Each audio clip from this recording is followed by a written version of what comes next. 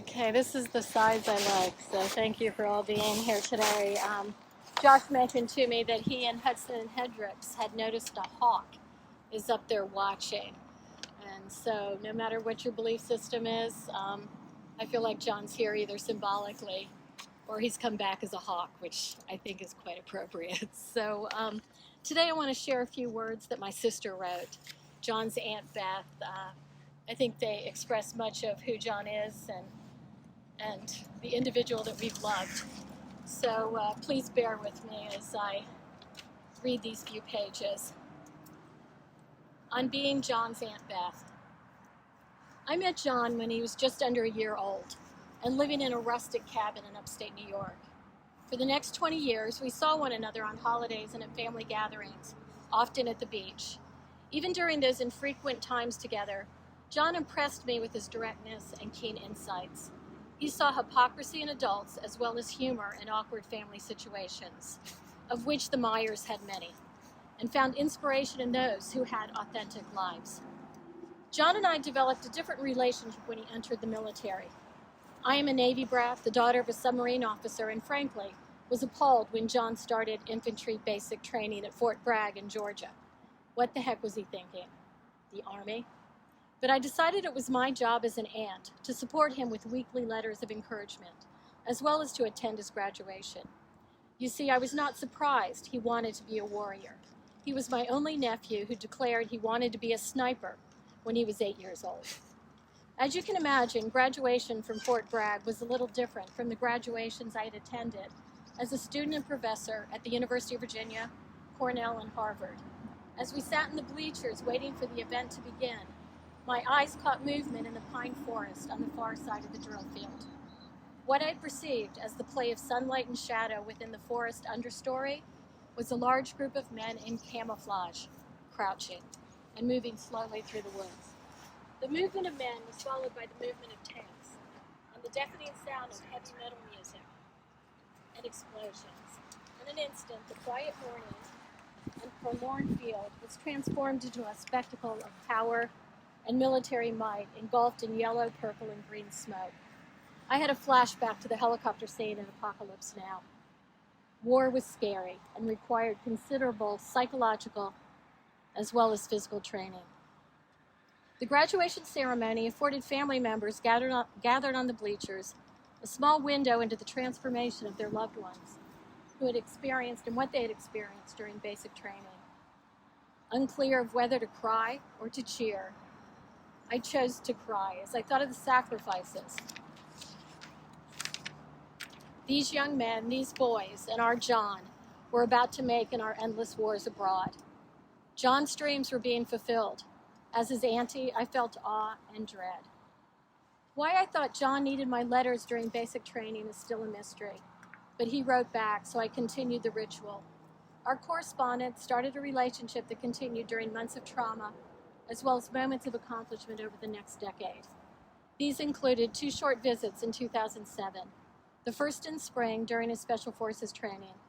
John and a friend spent a rare weekend in Charlottesville, and I had never seen John so healthy, so confident.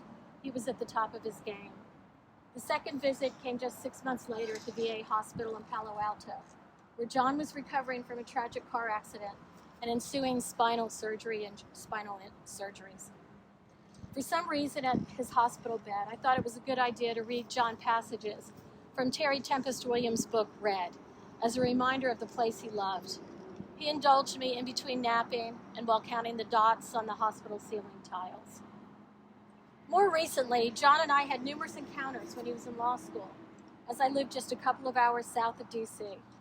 I helped John settle into his first apartment. We shopped at IKEA and the Container Store, where he quickly explained to me that my fancy pants designer style was a little too much for him. I learned to back off, to listen to his needs. We went to museums together, including the Hirshhorn, where he indulged and goaded me by avoiding obvious questions and then asking provocative ones, such as, what is the difference between art and pornography, Aunt Beth? We went out to restaurants where I marveled at his ability to navigate terrible ramps and to charm himself into the best seat in the restaurant. We shared 2 Thanksgivings together recently, one at my house. Afterwards, he called his mother to say he left my healthy version of Turkey Day hungry. He had never left Thanksgiving hungry in his life before.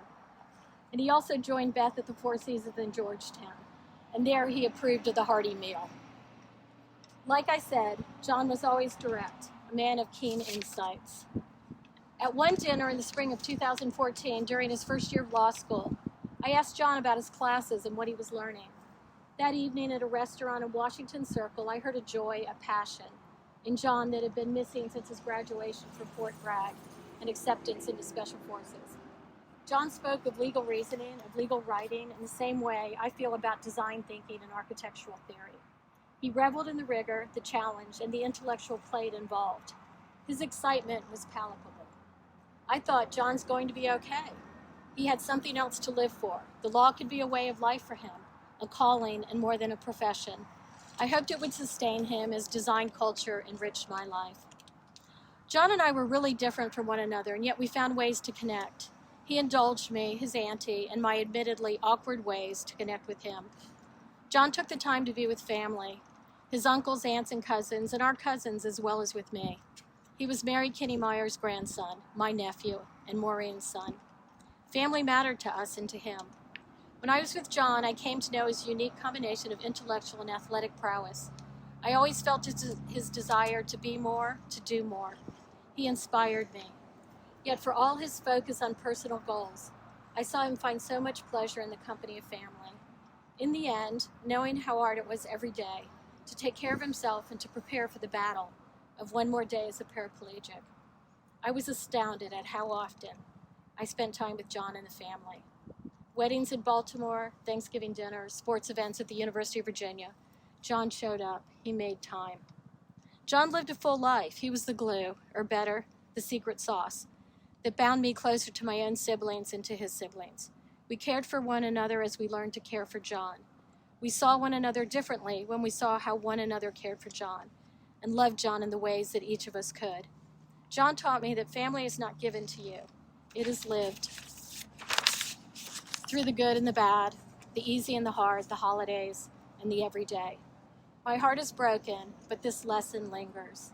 John's love endures. Thank you.